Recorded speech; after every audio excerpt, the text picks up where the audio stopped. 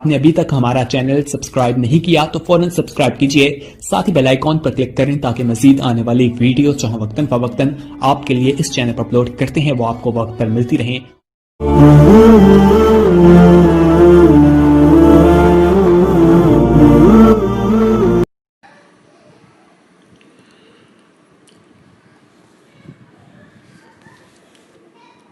अल्हम्दुलिल्लाहि रब्बिल आलमीन वस्सलातु वस्सलामु अला अशरफिल अंबियाइ वल मुरसलीन व अला आलिहि व सहबिहि अजमाइन व मन तबिअहुम बि इहसानिन इला यौमिद्दीन अम्मा बाद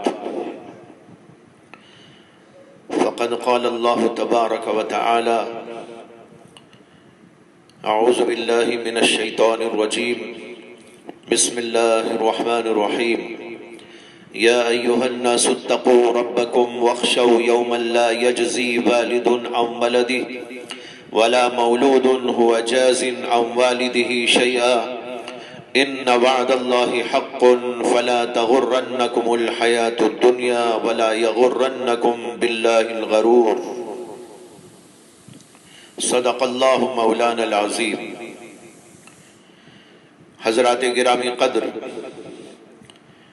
ये आयत करीमा जो अभी मैंने तिलावत की है हमें अल्लाह ताला से डरने का हुक्म दे रही है और इस बात का भी हुक्म दे रही है कि आखिरत के दिन से डरो। या अय्युहन्नास इत्तक़ू रब्बकुम वख्शौ यौमन ला यजज़ी वालिदुन अन वलदिही वला मौलूदुन हुवा जाज़िन अन वालिदिही शैआ। इसका तर्जुमा है कि अल्लाह ताला ने फरमाया कि ऐ लोगो, अपने परवरदिगार से डरो और उस दिन से भी डरो जिसमें न कोई बाप अपने बेटे के काम आएगा न बेटा बाप के काम आएगा। और यह दिन जरूर आने वाला है क्योंकि अल्लाह का वादा हक है। लिहाजा कहीं दुनिया की जिंदगी तुमको धोखे में न डाल दे। फला तग़ुर्रन्नकुमुल हयातुद दुनिया, और न वो धोखेबाज तुमको धोखे में डाले यानी शैतान। वला यग़ुर्रन्नकुम बिल्लाहिल ग़रूर। इस आयत करीमा में अल्लाह ताला ने आखिरत के हौलनाक दिन से हमको डराया है, जिस दिन में कोई किसी का काम नहीं आएगा।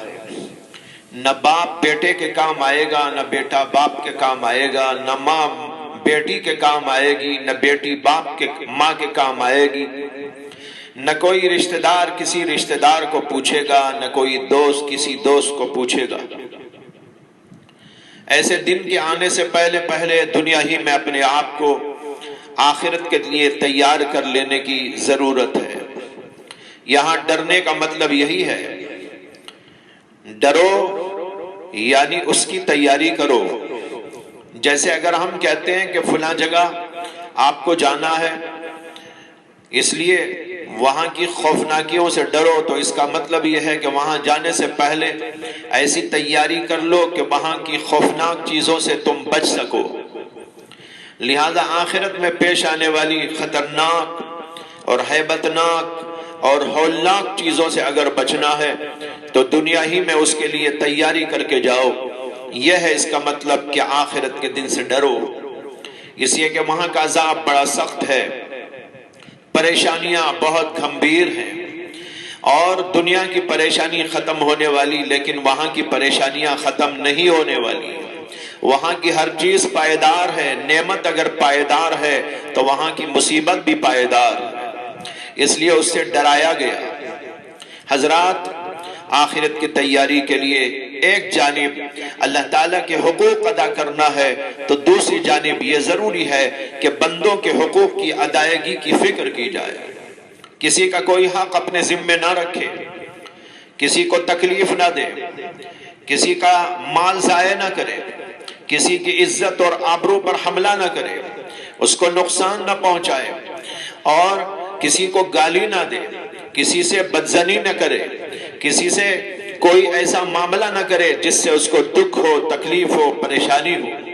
اور اگر کسی کے حق میں کوئی کوتاہی ہو گئی ہو تو اس دن کے آنے سے پہلے پہلے دنیا ہی میں معاملے کو صاف کر لے، حتیٰ کہ اگر اپنے خاص لوگوں کے سلسلے میں بھی کوئی کوتاہی ہو گئی ہو تو ان سے بھی معاملے کو صاف کر لے، کیونکہ وہاں کوئی کسی کے کام آنے والا نہیں، بلکہ وہ دن تو ایسا ہوگا کہ اللہ نے قرآن میں اس کے بارے میں فرمایا یوم یفر المرء من اخیہ وامہ وابیہ وصاحبتہ وبنیہ لکل امرئ منہم یومئذ شأن یغنیہ۔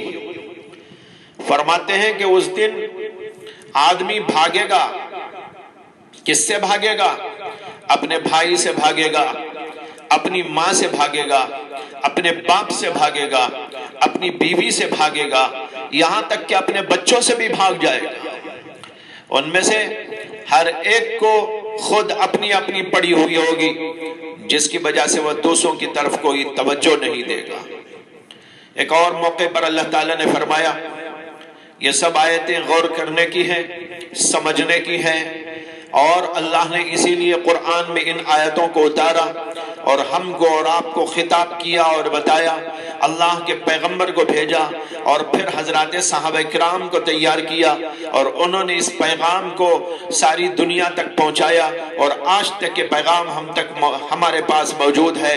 تو اس لیے نہیں ہے کہ ہم اس کو نہ پڑھیں، بلکہ اس لیے ہے کہ ہم اس کو پڑھیں اور اس سے عبرت حاصل کریں۔ تو ایک جگہ پر فرماتے ہیں وَلَا يَسَلُ حَمِيمٌ حَمِيمًا يُبَصَّرُونَهُ يَوَدُّ الْمُجْرِمُ لَوْ يَفْتَدِي مِنْ عَذَابِ يَوْمِئِذٍ بِبَنِيهِ وَصَاحِبَتِهِ وَأَخِيهِ وَفَصِيلَتِهِ الَّتِي تُؤْوِيهِ وَمَنْ فِي الْأَرْضِ جَمِيعًا ثُمَّ يُنْجِيهِ۔ فرماتے ہیں وَلَا يَسَلُ حَمِيمٌ حَمِيمًا، اس دن کوئی دوست کسی دوست کو نہیں پوچھے گا۔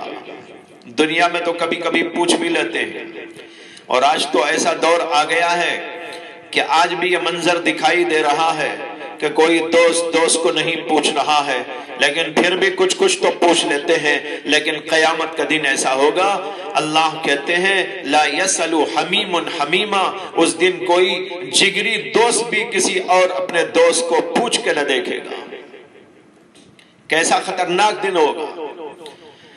آگے کہتے ہیں یبصرونہم، حالانکہ وہ ایک دوسرے کو دکھا بھی دیا جائیں گے، یہ دیکھو تمہارا دوست ہے، یہ دیکھو تمہارا دوست ہے، اس سے تمہاری بڑی دوستیاں تھی، اس سے بالکل تمہارا بڑا ہی گہرا تعلق تھا، لیکن اس کو دکھا دیے جانے کے باوجود بھی ایک دوسرے کو کوئی نہیں پوچھے گا۔ آگے کہتے ہیں یود المجرم یومئذ، یود المجرم لو یفتدی من عذاب یومئذ ببنیہ، اس روز گنہگار اس بات کی آرزو اور تمنا کرے گا کہ اس دن کے عذاب سے چھوٹنے کے لیے فدیہ دے دوں، میں کوئی فدیہ دے کر اس عذاب سے چھٹکارا حاصل کر لوں۔ فدیہ کس چیز کا دینا چاہے گا؟ سن کے کلیجہ منہ کو آتا ہے۔ اللہ تعالیٰ کہتے ہیں آدمی مجرم اس بات کی آرزو تمنا کرے گا کہ کوئی چیز فدیے میں دے کر میں یہاں کے عذاب سے چھٹکارا حاصل کر لوں۔ کس چیز کا فدیہ دینا چاہے گا؟ اللہ کہتے ہیں بے بنی، اپنے بیٹوں کو فدیے میں دے دوں، وہ صاحبتی، اپنی بیوی کو فدیے میں دے دوں، وہ اخی، اور اپنے بھائی کو فدیے میں دے دوں، وہ فصیلتہ التی تؤویہ، اور اپنے کنبے کو جس میں کہ وہ رہتا ہے اس کو فدیے میں دے دو۔ بلکہ آگے کہتے ہیں وَمَنْ فِي الْأَرْضِ جَمِيعًا، بلکہ پوری زمین کے لوگوں کو فدیے میں دے دو اور عذاب سے چھٹکارا حاصل کر لو۔ وہاں کی خوفناکی، وہاں کی پریشانی، وہاں کی ہولناکی کا یہ اندازہ ہے جو اللہ نے یہاں پر پیش کیا ہے۔ اللہ کہتے ہیں کہ وہاں پر مجرم اس بات کی تمنا اور آرزو کرے گا کہ ساری کائنات کو دے دو اور مجھ کو چھٹکارا مل جائے، بچوں کو دے دو، بیوی کو دے دو، بھائیوں کو دے دو، ماں باپ کو دے دو، سب کو دے دو اور مجھ کو عذاب سے چھٹکارا مل جائے۔ یہ ہے آخرت کا دن جہاں کوئی کام آنے والا نہیں۔ اسی لیے اللہ نے اس آیت میں فرمایا جو سب سے پہلے میں نے تلاوت کی تھی، یہ ایسا دن ہے وَاتَّقُوا يَوْمًا لَا يَجْزِي وَالِدٌ عَنْ وَلَدِهِ وَلَا مَوْلُودٌ هُوَ جَازٍ عَنْ وَالِدِهِ شَيْئًا، نہ باپ بیٹے کے کام آئے گا نہ بیٹا باپ کے کام آئے گا۔ لہذا یہی سب معاملہ صاف کر کے جاؤ اور وہاں کے لیے کچھ نہ رکھو۔ یہاں تاریخ کا ایک واقعہ یاد آ گیا جو ہم سب کے لیے بڑا عبرت خیز ہے، وہ یہ کہ ایک بادشاہ گزرے ہیں علب پر سلام، ان کے بیٹے تھے ابو الفتح ملک شاہ، باپ کے بعد یہ بادشاہ بنے، بڑے انصاف پسند بادشاہ تھے، بہت نیک دل اور عادل بادشاہ تھے۔ آپ نے نام سنا ہوگا نظام الملک توسی کا، جو بڑے عالم بھی تھے اور اپنے زمانے میں وزیر بھی تھے۔ یہ نظام الملک توسی ملک شاہ کے وزیر تھے اور ان کے والد کے بھی وزیر تھے۔ ملک شاہ کے عدل و انصاف اور خوف آخرت کا ایک واقعہ کتابوں میں لکھا ہے جو بڑا عبرت خیز ہے۔ وہ یہ کہ ایک بار ملک شاہ اپنی مملکت کے بعض حصوں میں سیر کے لیے اپنے لاؤ لشکر کے ساتھ میں نکلے اور مختلف جگہ سیر کرتے ہوئے قیام کرتے ہوئے جا رہے تھے۔ ایک علاقے میں ان کا لشکر اترا اور وہاں لشکریوں کو کھانے کی ضرورت پیش آئی۔ ادھر ادھر دیکھا کہ کوئی چیز ملے، اتفاق سے لشکریوں نے دیکھا کہ کسی کی بڑی موٹی تگڑی گائے وہاں پر کھڑی ہوئی، تو ان لوگوں نے اپنی طاقت اور قوت کے نشے میں یہ خیال کیا کہ ہمیں کون پوچھنے والا ہے، جو ملے ہم لے سکتے ہیں، ہم تو بادشاہ کے آدمی ہیں۔ یہ سمجھ کر انہوں نے اس گائے کو پکڑ لیا اور پکڑ کر اس کو ذبح کیا اور پھر خوب اچھے پکوان پکائے اور کھا کر وہاں سے مزے اڑاتے ہوئے چلے گئے۔ یہ گائے اس علاقے کی ایک بہت ہی غریب بیوہ خاتون کی گائے تھی، اور اس عورت کے 4-5 بچے تھے چھوٹے چھوٹے، اور وہ عورت اسی گائے کا دودھ نکال کر بیچتی تھی اور جو کچھ کہ اس سے کمائی ہوتی تھی اس سے اپنے اور اپنے بچوں کا گزر بسر کرتی تھی۔ ظاہر ہے کہ اس واقعے کا کس قدر گہرا اثر اس عورت پر ہوا ہوگا۔ چنانچہ جب اس عورت کو اس کا علم ہوا کہ ملک شاہ کے لشکریوں نے اس کی گائے کو کاٹ کر کھا لیا تو وہ بہت پریشان ہوئی، اور یہ فطری بات بھی تھی، اور اس نے رونا پلانا شروع کیا، کیونکہ اب اس کے پاس اس کے بچوں کے لیے اور اس کے لیے گزر بسر کا کوئی انتظام نہ تھا۔ اب نہ روتی تو کیا کرتی، نہ پریشان ہوتی تو کیا کرتی، نہ کھانے کا کوئی نظم ہے نہ کسی اور چیز کا۔ جب اس نے رونا پلانا شروع کیا تو لوگ جمع ہو گئے، گاؤں والے، اور انہوں نے کہا کہ کیا واقعہ ہے؟ اس نے کہا میری گائے کے ساتھ یہ معاملہ پیش آیا، اب میرے پاس گزر بسر کا کوئی انتظام نہیں ہے، اب نہ روؤں تو کیا کروں؟ واقعہ معلوم کر کے وہاں کے لوگوں نے اس عورت کو مشورہ دیا کہ بادشاہ ملک شاہ اس کے بارے میں اطلاع ملی ہوئے کہ وہ ہمارے علاقے میں آیا ہوا ہے، اور آج کل میں ہمارے شہر کے فلاں پل کے اوپر سے اس کی سواری گزرنے والی ہے، لہذا تو ایسا کر کہ اس پل کے اوپر جا کر کھڑی ہو جا، اور جب ملک شاہ وہاں پر پہنچے تو تو اس کی سواری کو روک لینا اور روک کر اپنا دکھڑا سلانا اور اس کے لشکر کی شکایت پیش کرنا، ہو سکتا ہے کہ ملک شاہ اس کا کوئی بدل تجھ کو دے دے۔ عورت کے سمجھ میں آ گئی بات، اس نے سننے کے بعد تسلی پائی، لوگوں کے مشورے کے مطابق شہر کے اس پل کے اوپر جا کر بادشاہ کے انتظار میں کھڑی ہو گئی۔ اب انتظار میں کھڑی ہے کہ اب آئے گا، تب آئے گا، اب آئے گا، تب آئے گا، بہت دیر ہو گئی۔ بہرحال دیر آیت درست آیت، یہاں تک کہ اللہ اللہ کر کے انتظار کی گھڑیاں ختم ہو گئی، اور اس کو نظر آیا کہ بادشاہ کی سواری آ رہی، یہاں تک کہ جب بادشاہ کی سواری بالکل اس پل کے پاس پہنچی تو وہ عورت اچانک بادشاہ کے سامنے جا کر کھڑی ہو گئی۔ पुलिस और सिक्योरिटी फोर्सेस ने उसको वहां से हटाना चाहा, डांटना चाहा, मगर नेक दिल और इंसाफ पसंद बादशाह मलिक शाह ने कहा कि नहीं नहीं, उसको मत रोको, उसको आने दो, अपना दुखड़ा सुनाने दो, हम उसकी बात को सुनेंगे और देखेंगे कि वो आखिर कहना क्या चाहती है।